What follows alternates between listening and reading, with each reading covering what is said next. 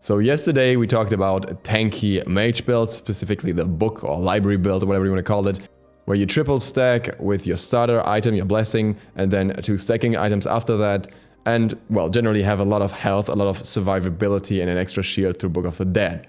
One item that didn't get mentioned in that video at all, for a good reason, is Rod of Tahuti.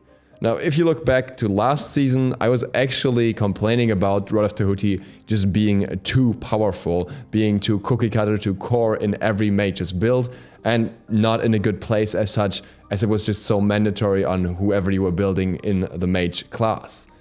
Now we see a very, very different picture. In patch 5.1, with the Season 5 release, Rod of Tahuti got a change. I'll read out how Hi-Rez reasoned this change and then we'll dig into the numbers. Throughout the history of Smite, mages have had a different build style than other classes. That sentence, by the way, is a bit funny because every class has a different build style, but whatever. Mages generally had the biggest single power spike from items because of Rod of Tahuti. This item is being redesigned to allow mages more choice in their builds while also smoothing out their power curve. It's okay for Smite to have staple items, they're very common or popular among classes, but Rod was overbearing in its strength and prevalence. Rod of Tahuti's multiplicative nature caused it to have more focus on the time it was built rather than fitting it to the proper god build.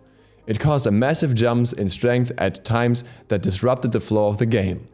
Going forward, we aim to let mages build a wider variety of items to better fit their strength. There are many different gods with diverse playstyles within this class, and we want to see all of them thrive. Rod of Tahuti disproportionately favored a traditional DPS mages. Many mage items will be seeing slight power buffs to compensate for the loss of Rod of Tahuti's passive. As stated above, Rod of Tahuti encouraged a build focused around building large amounts of power to spike incredibly hard in late game. This limited mage diversity in both their item builds and which mages could safely reach the late game. Rod of Tahuti will still keep its identity as the highest magical power item in the game, but will only provide its old passive while targets are below 50%. For players looking to execute lower health targets with their abilities, Rod of Tahuti will be the go-to pick. Decreased cost from 3,300 to 3,000, increased magical power from 125 to 150, a new passive, gain 25% additional magical power against targets below 50% health. Now, some things that Hi-Rez was talking about here were definitely achieved. We definitely do see a wider variety of mages in the role right now. For example, we see Freya coming back, we see Anubis being played more, we see Hobwab coming up to the top for the first time, we see Chang'e actually being played a fair bit, we see mages that aren't maybe played that much yet have more potential like Hades, and a lot of that is down to other items just working a lot better for them than Rod of Tahuti does or ever did. Yet at the same time, you would think that Rod of Tahuti should still have its place on high burst mages. And that's where the problems kind of start. First of all, Rod of Tahuti's passive is now conditional. And the condition, in my opinion, is not exactly the best one. It's basically an execute style kind of passive where you get more damage when the enemy is already lower health. Now, a mage's job is not necessarily to clean up targets. You'll often have a big ultimate, like a Poseidon ultimate for example, earlier in a fight when you have the chance to hit multiple targets, chunk them to low health, and then have the assassin especially clean them up, or even the warrior clean them up, or sometimes the hunter clean them up. Yes, mages can do that too, but it's not their primary function when being played as high burst mages. A high burst mage idea basically is either you blow up one target completely from full health down to 0, or you do a massive amount of damage and have somebody else do the cleanup afterwards. That would work a lot better if Rod of Tahuti's passive worked above 50% health, because then you would have that early damage amplification, your abilities would deal more damage, and the cleanup could still be done by someone else if the enemy still has health left.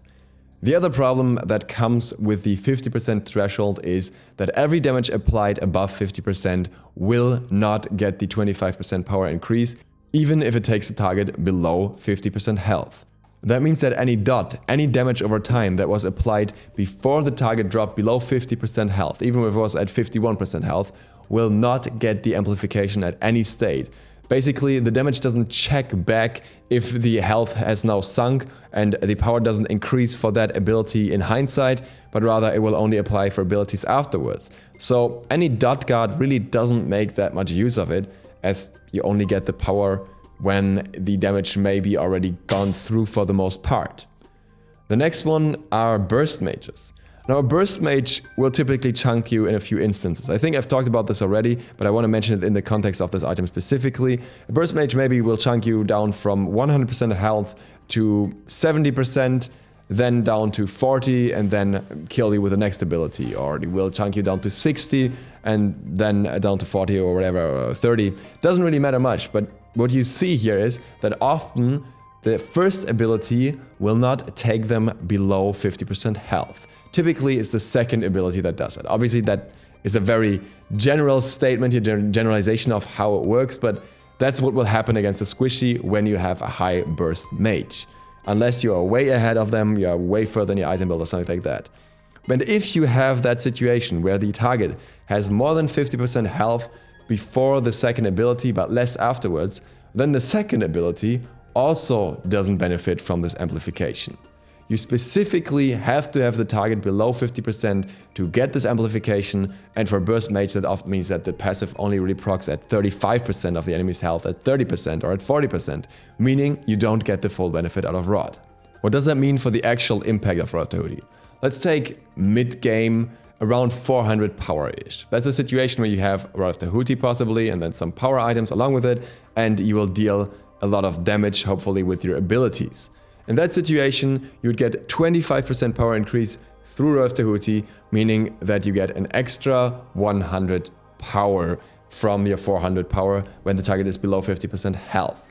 That would translate, if you have a very good scaling ability like an ultimate, into roughly 100 damage if you have a 100% scaling ability. Many abilities have a little less, some have a little more, but that's a good average.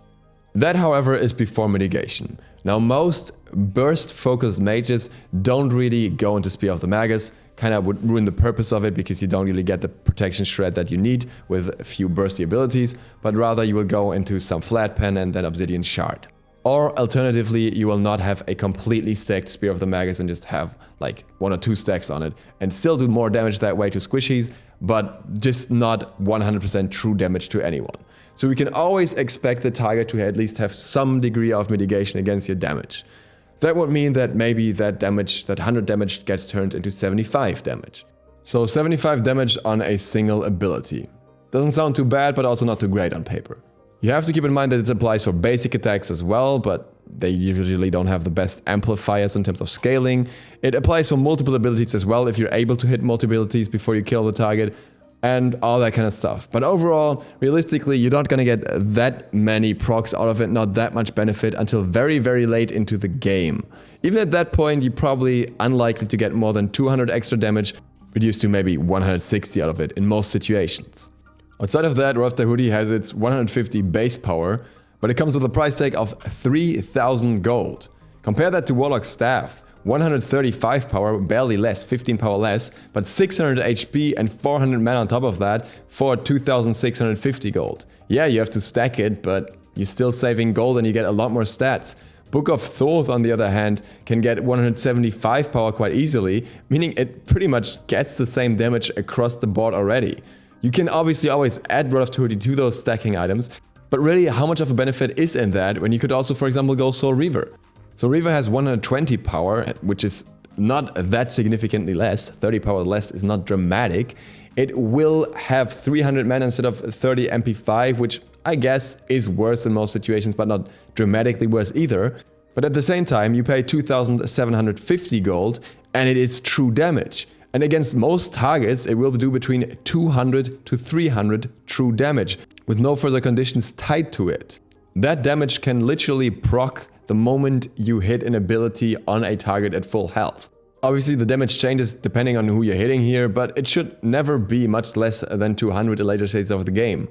Where Rod of Tahuti can still really shine is if you hit multiple targets, because it can proc on multiple targets different from Soul Reaver, and these targets can all be affected by that extra power increase.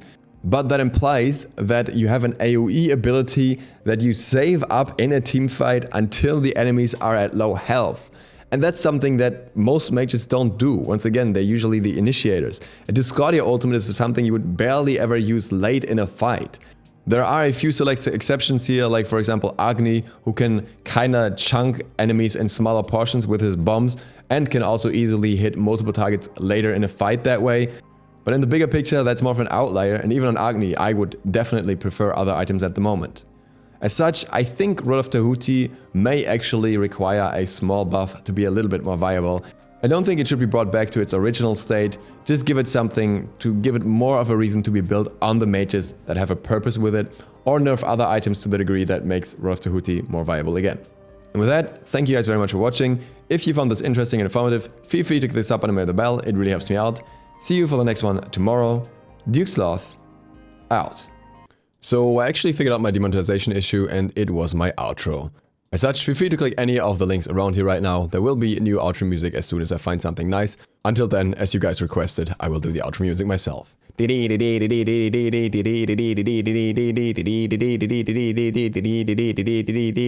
You're welcome.